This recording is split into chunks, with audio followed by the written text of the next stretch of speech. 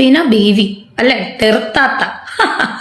തെറുത്താത്തയുടെ ശ്രദ്ധയ്ക്ക്, തെറുത്താത്തെ ഈ തെറുത്താത്തേനെ കുടുംബത്തിൽ കയറ്റുന്നവരെ ശ്രദ്ധിക്കുക. ആ കുടുംബത്തെ നിങ്ങൾ ദയവ് ചെയ്ത് കയറ്റി ഇവരുമായിട്ട് സൗഹൃദം കൂടിയ നിങ്ങളുടെ ലൈഫ് നിങ്ങളുടെ കുടുംബം ചിന്ന ഭിന്നമായി പോകും. നിങ്ങൾ ഇപ്പൊ എഴുതി വെച്ചോ, ആര് കുടുംബത്തിൽ കയറ്റിയാലും ഇവരെ നിങ്ങൾക്ക് അറിയാത്ത കൊണ്ടാണ്. എന്നെ നെഗറ്റീവ് പറയുന്നതുകൊണ്ട് എന്നെ ഇഷ്ടമില്ലാത്ത കുറെ പേരെടുത്ത് ഇവരെ തലയിൽ വെക്കുന്നതല്ലാതെ ഇവരാരാണെന്ന് എന്താണ്, ഇവർക്ക് ദുബായിൽ എന്തായിരുന്നു ബിസിനസ് എന്നൊക്കെ നമ്മൾ ഇത് അറിഞ്ഞിട്ട് തന്നെയാണ് നമ്മൾ നിൽക്കുന്നത്. എന്തായിരുന്നു ദുബായിലെ ബിസിനസ് എന്തായിരുന്നു? അപ്പൊ ദുബായിലെ ബിസിനസ് എന്താണെന്ന് അറിയണം. അത് മോശപ്പെട്ടൊരു ബിസിനസ് ആണെന്നുണ്ടെങ്കിൽ അത് തീർച്ചയായിട്ടും രേണു തുറന്ന് സംസാരിക്കണം. രേണുവിന്റെ വീഡിയോയിലൂടെ അത് തുറന്നു പറയണം. കാരണം ഷഫീന ബീവി എന്ന് പറയുന്ന ഒരാളാണ് രേണുവിനെ ഇത്രയും അധികം മാനസിക സംഘർഷത്തിലേക്ക് തള്ളിയിട്ടതെന്നാണ് രേണു ഇപ്പൊ അവകാശപ്പെടുന്നത്. ഇങ്ങനെ അവകാശപ്പെടാനുള്ള കാരണം നിങ്ങൾക്ക് അറിയാമെന്ന് ഞാൻ വിചാരിക്കുന്നു. കാരണം എന്താണെന്ന് വെച്ച് കഴിഞ്ഞാൽ കിച്ചു ഒരു വീഡിയോ ഇട്ടു. ആ വീഡിയോയ്ക്കകത്ത് രേണുവിനെ നെഗറ്റീവായിട്ട് വരുന്ന രീതിയിൽ കുറച്ച് കാര്യങ്ങൾ പരാമർശിച്ചു. അതിനുശേഷം ഈ ഷഫീന ബീവി കിച്ചുവിന്റെ വീട്ടിൽ പോവുകയും അവിടുന്ന് ഒരു സെൽഫി എടുത്തിടുകയും ചെയ്തു. അതോടൊപ്പം തന്നെ കിച്ചുവിന്റെ അക്കൗണ്ട് നമ്പറൊക്കെ പോസ്റ്റ് ചെയ്തു. അപ്പോൾ ഇവരതിന് പറഞ്ഞെടുത്തൊരു നറേഷൻ എന്ന് പറഞ്ഞാൽ ഈ ഷഫീന ബീവി കിച്ചുവിനെ പറഞ്ഞു തിരിച്ച് രേണുവിനെതിരെ സംസാരിപ്പിച്ചു. അപ്പൊ അതാണ് ഇപ്പോൾ പറയുന്നത്. അത് മാത്രമല്ല, ഷഫീന ബീവി തീർച്ചയായിട്ടും രേണുവിനെതിരെ പല വീഡിയോസും റിയാക്ട് ചെയ്തിട്ടുണ്ട്. അതിൻ്റെയൊക്കെ ഒരു കലിപ്പ് തീർച്ചയായിട്ടും ഉണ്ടാവും. അപ്പോൾ അങ്ങനെ ഇരിക്കെ ഷഫീന ബീവി രേണുവിനെ ഭയങ്കര നെഗറ്റീവ് ആക്കുകയും രേണുവിൻ്റെ കയ്യിൽ ഷഫീന ബീവി ചെയ്ത കാര്യങ്ങളിലെ കുറെ നെഗറ്റീവ്, ദുബായിൽ എന്തായിരുന്നു പരിപാടി എന്നൊക്കെ ഉള്ളത് രേണുവിന് അറിയാമെങ്കിൽ രേണു അത് തീർച്ചയായിട്ടും പുറത്തു വിടണം. രേണു അത് പുറത്തു വിട്ടെങ്കിലല്ലേ കാണുന്ന ആളുകൾക്ക് അത് മനസ്സിലാവത്തുള്ളൂ. നമുക്ക് അവരുടെ ഫേക്ക് ഫേസ് ആണെങ്കിൽ നമുക്ക് വലിച്ചു കീറണം. എങ്ങനെയാ രേണുവിനെ ഈ ഷഫീന ബീബി വലിച്ചു കീറിയതുപോലെ ചെയ്യണം. നമുക്ക് ബാക്കിയേക്കാം. മനസ്സിലായോ? ഇവരെ പറ്റി ഇവരുടെ പേര് പോലും ഞാൻ പറഞ്ഞ ഇവർക്ക് റീച്ചാണ്. ഇവരിപ്പം കുറെ പെണ്ണുങ്ങളുടെയും ആണുങ്ങളുടെയും ലൈഫ് ഈ പേര് പറഞ്ഞ റീച്ചാണെന്ന് പറഞ്ഞിട്ട് നിങ്ങളുടെ മിക്ക വീഡിയോയിൽ ഇവരുടെ പേര് പറയുന്നുണ്ടല്ലോ. നിങ്ങൾ പറയുന്നുണ്ട്, നിങ്ങളുടെ ശിങ്കിടികൾ പറയുന്നുണ്ട്, നിങ്ങൾ എഴുതിയിടുന്നുണ്ട് ഷഫീന ബീവി നിനക്കുള്ളതാണിത്, 10 പേര് കൂടുണ്ടായാൽ മതി എന്നൊക്കെ എഴുതിയിടുന്നുണ്ട്. പേര് പറഞ്ഞ റീച്ചാന്ന് പറഞ്ഞിട്ട് നിങ്ങൾ ഇടയ്ക്കിടയ്ക്ക് ഈ പേര് പറയുന്നുണ്ട്. റീച്ച് കൊടുക്കാൻ വേണ്ടിയിട്ടുള്ള പരിപാടിയാ? എനിക്കറിയത്തില്ലായിരുന്നു കേട്ടോ. അപ്പം നമ്മളൊക്കെ ചെയ്യുന്നത് രേണു ചേച്ചിക്ക് രേണു അങ്ങനെയാണല്ലോ ചിന്തിക്കുന്നത്. നമ്മളിത് നെഗറ്റീവ് പറയല്ലോ, ഫ്രീ പ്രമോഷൻ അല്ലേ. എന്നെ പിടിച്ചേക്കുവാണ്. നിന്റെ ഇതിന് വീഴുന്നവളല്ല രേണു സുധി, മനസ്സിലായോ? നീ കുറെ കിടന്ന് കളിക്കും. നിനക്ക് എന്താ അറിയണ എന്റെ പെട്ടിക്കകത്ത് എന്താ? നാടി പെട്ടിക്കകത്ത് ഞാൻ ഇങ്ങോട്ട് കൊണ്ടുവന്ന് എന്റെ കുറച്ച് അണ്ടർ ഗാർമെന്റ്സും ഉണ്ട്, കുറച്ച് ഡ്രസ്സും ഉണ്ട്, പിന്നെ അങ്ങോട്ട് പോകുമ്പോഴത്തേന് കുറച്ച് മുട്ടായി, ഋതപ്പനൊക്കെ മേടിച്ചോണ്ട് പോകുന്ന മുട്ടായി. ഋതപ്പന് മാത്രമേ ഉള്ളൂ, കിച്ചുവിനില്ലേ? ഈ തണേ കിച്ചുവും പറയുന്നുള്ളൂ, ഋതപ്പനെ മാത്രമേ കയറിയുന്നുള്ളൂ. കിച്ചുവിന് എന്തുകൊണ്ട് മുട്ടായില്ല, അല്ലെങ്കിൽ കിച്ചുവിന്റെ പേര് എന്തുകൊണ്ട് ഇതിൽ പരാമർശിച്ചില്ല? ഓക്കെ, ഇത്ര ഒരു പ്രശ്നം വന്ന് നിൽക്കുന്നുകൊണ്ടായിരിക്കും എന്ന് നമുക്ക് വിചാരിക്കാം. ഏതായാലും കൊള്ളാം. ഇങ്ങനെയൊക്കെ രേണുസുധി ഭയങ്കര പ്രതിഷേധവുമായി രംഗത്ത് വന്നിരിക്കുകയാണ്. പക്ഷെ ഇങ്ങനെ പ്രതിഷേധവുമായി രംഗത്ത് വരുമ്പോൾ പോലും പുള്ളിക്കാരി ചെയ്യുന്ന മറ്റൊരു പ്രവൃത്തിയുണ്ട്. ഞാൻ പറയാം, തീർന്നിട്ട് പറയാം. മുട്ടായി ഒക്കെ തന്നുവിടുന്ന ആ മുട്ടായി, ഇതൊക്കെ നിന്നെ എന്തിനാണ് ഞാൻ ബോധിപ്പിക്കുന്നത്? ബോധിപ്പിക്കണമെങ്കിൽ പിന്നെ ഇതൊക്കെ എന്തിനാ ഇപ്പൊ വിളിച്ച് പറഞ്ഞത്? ആദ്യമേ എന്റെ പെട്ടിയിൽ എന്താണ്, അതൊക്കെ നിന്നെ എന്തിനാ ബോധിപ്പിക്കണം എന്ന് ചോദിച്ചാൽ പോരെ? എന്റെ പെട്ടിയിൽ എന്റെ വസ്ത്രങ്ങളുണ്ട്, തിരിച്ചു വരുമ്പോൾ കുറച്ച് മുട്ടായികളുണ്ട്, ഋതപ്പന് കൊടുക്കണം, എല്ലാ കഥയും പറഞ്ഞിട്ട് ഇതൊക്കെ ഞാൻ എന്തിന് നിന്നെ ബോധിപ്പിക്കണം? ഇങ്ങനെ ബോധിപ്പിക്കണ്ടെന്നുണ്ടെങ്കിൽ ആദ്യമേ ഇത് പറയാതിരിക്കായിരുന്നല്ലോ, ആദ്യമേ ഇത് സ്കിപ്പ് ചെയ്യായിരുന്നല്ലോ. അടി ബോധിപ്പിക്കേണ്ടവരെ ബോധിപ്പിച്ചിട്ട് തന്നെയാണ് ഞാൻ അങ്ങോട്ടും ഇങ്ങോട്ടും ഫ്ലൈറ്റ് കയറി ഇറങ്ങുന്നത്, മനസ്സിലായോ? അല്ല നീ അവിടെ ഇരുന്ന് കാലും വയ്യാതെ അവിടെ ഇരുന്ന് ഇങ്ങനെ ഇരുന്ന് എഴുന്നേറ്റ് മുള്ളാൻ പോലും പോകാതെ ഇരുന്ന് പറയുന്ന പോലല്ല. രേണു ആ പറഞ്ഞത് ഭയങ്കര മോശമായിപ്പോയി. ഭയങ്കര മോശമായിപ്പോയി. കാരണം രേണുവിന് പല ആൾക്കാരും പല്ലി, തവള, പാറ്റ, പോത്ത് എന്നൊക്കെ വിളിക്കുമ്പോഴത്തേനും രേണുവിന് അത് വളരെ നല്ല രീതിയിൽ ഫീൽ ചെയ്യുന്നുണ്ടെന്ന് രേണു പലയിടത്തായിട്ട് പറഞ്ഞിട്ടുണ്ട്. രേണുവിനെ ബോഡി ഷെയ്മിങ് ചെയ്യുന്നു എന്ന് രേണു പറഞ്ഞിട്ടുണ്ട്. രേണുവിന്റെ ഫോട്ടോകൾ പല രീതിയിൽ മോശമായിട്ട് എഡിറ്റ് ചെയ്തിടുന്നത് രേണുവിന് ഫീൽ ചെയ്യുന്നുണ്ട്. അപ്പൊ അങ്ങനെ ഇരിക്കെ മറ്റൊരാടെ ഒരു പോരായ്മ അവരുടെ ശരീരത്തിനുണ്ടെങ്കിൽ അതിനെ ഒരു ആയുധമായിട്ട് വിളിച്ച് പറഞ്ഞത് ശരിയാണെന്ന് എനിക്ക് തോന്നുന്നില്ല. നിങ്ങൾ കാണുന്ന ആർക്കെങ്കിലും അത് തോന്നുന്നുണ്ടെങ്കിൽ പറയുക. കാരണം അവര് സബ്സ്ക്രിപ്ഷൻ ഒന്നും അല്ലല്ലോ അത്. നമ്മൾ വിമർശിക്കേണ്ട കാര്യത്തിൽ വിമർശിക്കൂ.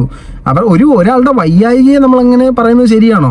ഇതൊരു മോശം സ്റ്റേറ്റ്മെന്റ് ആയെന്ന് എനിക്ക് ഫീൽ ചെയ്തു. കാരണം രേണുവിനെ ഷഫീന ചേച്ചി പറഞ്ഞാൽ എനിക്കറിയത്തില്ല, നമ്മളാരും ഇതുവരെ അങ്ങനത്തെ അവരുടെ സൗന്ദര്യബോധത്തെ ഒന്നും അപമാനിച്ചിട്ടില്ല, അവഹേളിച്ചിട്ടില്ല, ഇത്തരത്തിലുള്ള നമ്മൾ ഒന്നും പറഞ്ഞിട്ടില്ല.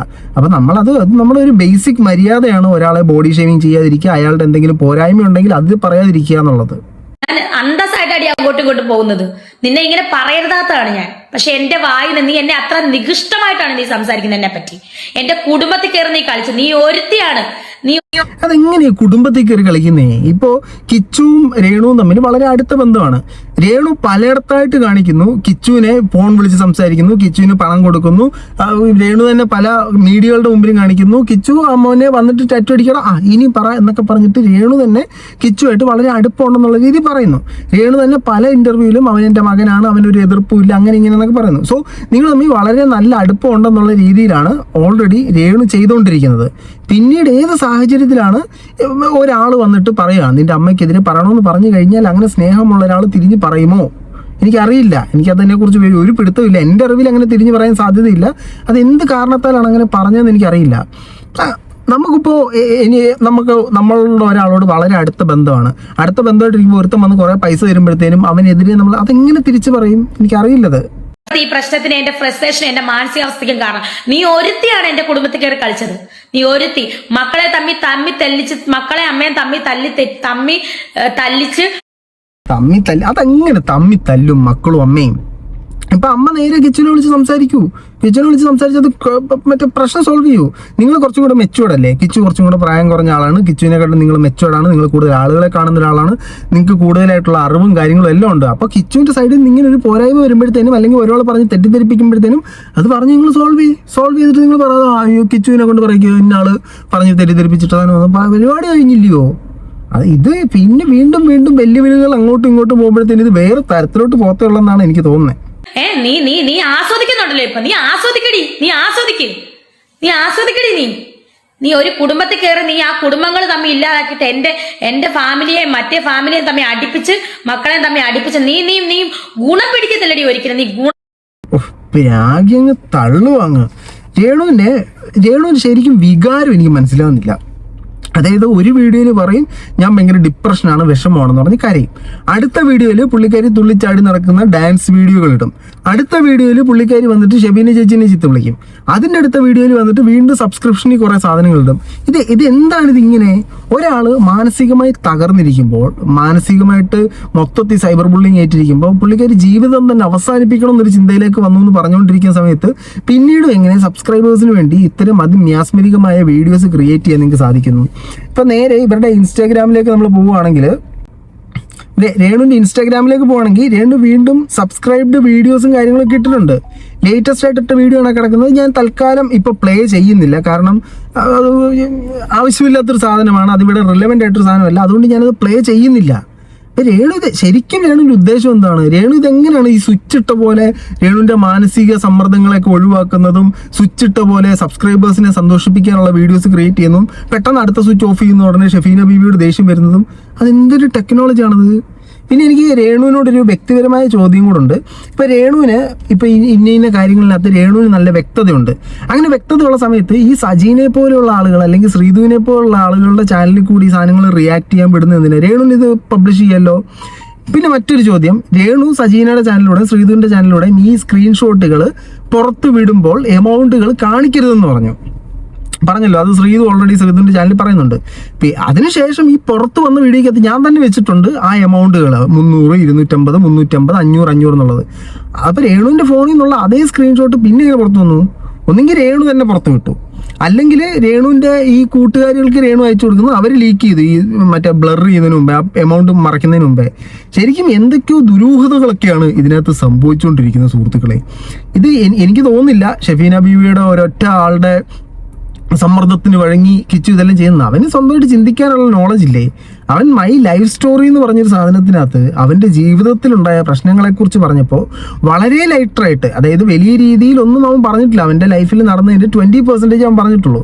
വളരെ ലൈറ്ററായിട്ട് അവൻ്റെ ജീവിതത്തിൽ നടന്ന കാര്യങ്ങൾ പറഞ്ഞു. അതൊരു പക്ഷേ ശരിയാകാം, ഒരു പക്ഷേ തെറ്റാകാം. കാരണം ഒരുപാട് കഥകൾ ഇപ്പം മാറി തിരിഞ്ഞൊക്കെ കേൾക്കുന്നു.